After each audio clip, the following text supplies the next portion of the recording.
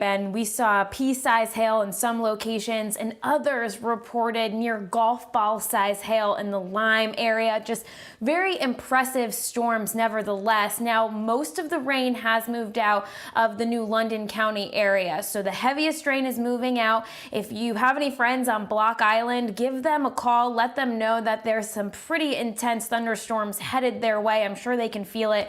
I'm sure they can definitely see it as it approaches, but nevertheless, that heavy rain and those thunderstorms are moving out. But I wanted to take you down into the New London area where you can see that a little bit closer into Stonington and down up into Voluntown and Norwich as well. Things are clearing out, but you still have some rain that you're going to have to deal with, and you may be even hearing some rumbles of thunder, but the worst of the rain for that location is over. In the Hartford area, you have been dry for many days now. You're finally getting in on some rain action, but just some light to moderate rain falling in portions of I-91 extending into Meriden at this point, and we're seeing Colchester as well getting in on some of that rain. I did want to show you some storm reports that we saw from earlier at Torrington in the Litchfield County area. Reports of just under an inch of hail, which is very impressive in diameter, very impressive stuff. In Enfield in the Hartford County area, around 3:15 this afternoon, a 58-mile-per-hour wind gust due to a thunderstorm.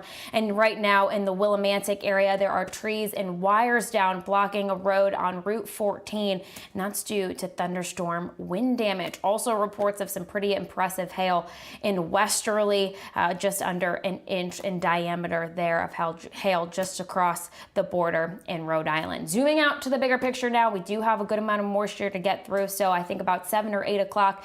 Give it some time and we'll begin to see things taper off. Some locations you're pretty much done with the rain, but again, at about 7 or 8 o'clock, we'll be pretty much clearing things out. Mostly cloudy skies will prevail overnight tonight with some areas of fog and temperatures falling back into the low 60s. We'll have humidity just in the low 60s as well, so it's going to be a rather muggy night for us. By 10 o'clock in the morning on Tuesday, temperatures will be in the 70s.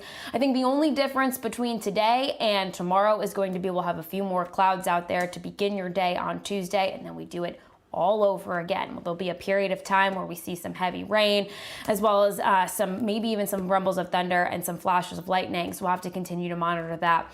But by the evening, things will begin to taper off. And the same pattern goes for Wednesday before we see some improvements. Numbers out there right now, generally in the 70s and 60s. We have dew points that are pretty much in the low 60s and mid 60s across the state. So it's still rather a humid afternoon and evening for us. Going on through the next several hours, the dew points don't really move much.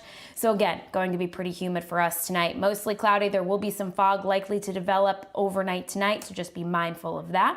And then looking at tomorrow's highs, we're looking at temperatures in the upper 70s to near 80 degrees, similar to what we saw today. And looking ahead to that 7-day forecast, we break the pattern by Thursday, which will bring in a nice, comfortable air mass in place for Saturday and Sunday for 4th of July weekend. Guys?